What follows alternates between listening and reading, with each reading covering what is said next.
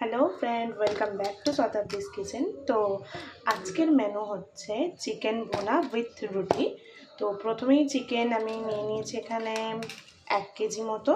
তো এরপর এখানে আদা এবং রসুন বাটা দিয়ে দিয়েছি। পরপর ইনগ্রেডিয়েন্টস চলে যাবে। প্রথমে দিয়ে দেবো নুন, তারপরে হলুদ গুঁড়ো, তারপরে জিরে গুঁড়ো, ধনে গুঁড়ো এবং পরিমাণ মতো লঙ্কা গুঁড়ো। আপনারা আপনাদের টেস্ট মতন যতটা জায়গা ঝাল খেতে পছন্দ করেন সেরকমভাবে লঙ্কা গুঁড়ো দেবেন। তো আমাদের একটু ঝালটা বেশিই খাওয়া হয়, তো লঙ্কা গুঁড়োটা আমি বেশিই দিলাম। এরপর সর্ষের তেল দিয়ে ভালো করে মাংসটা মাখিয়ে 30 মিনিট মতন রেখে দেব।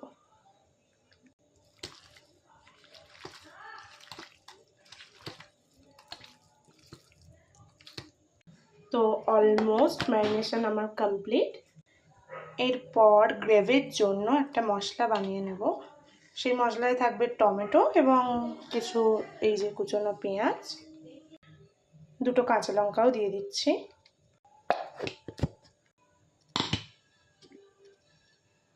দুটো পেঁয়াজ নিয়ে নিলাম, কুচি কুচি করে কেটে নেব। তো আমার পেঁয়াজ কুচনো কমপ্লিট। তো কড়াটা এবার বসিয়ে রান্নাটা আমি স্টার্ট করছি। প্রথমে কড়াতে সর্ষের তেল চলে যাবে। আমি অল্প তেলে রান্না করব, কারণ মাংস ম্যারিনেট করার সময় আমি তেল দিয়েছিলাম। প্রথমেই তেলের মধ্যে পেঁয়াজ দিয়ে দেব।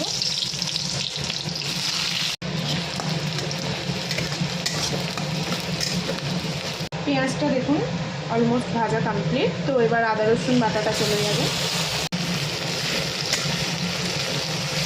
2 মিনিট মতন ভেজে নেওয়ার পর ওই যে মশলাটা করে রেখেছিলাম সেই মশলাটা দিয়ে দিচ্ছি।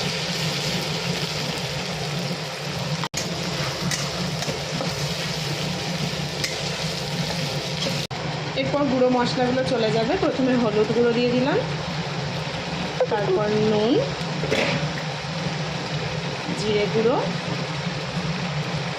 ধনে গুঁড়ো, লঙ্কা গুঁড়ো, কাশ্মীরি লঙ্কা গুঁড়ো।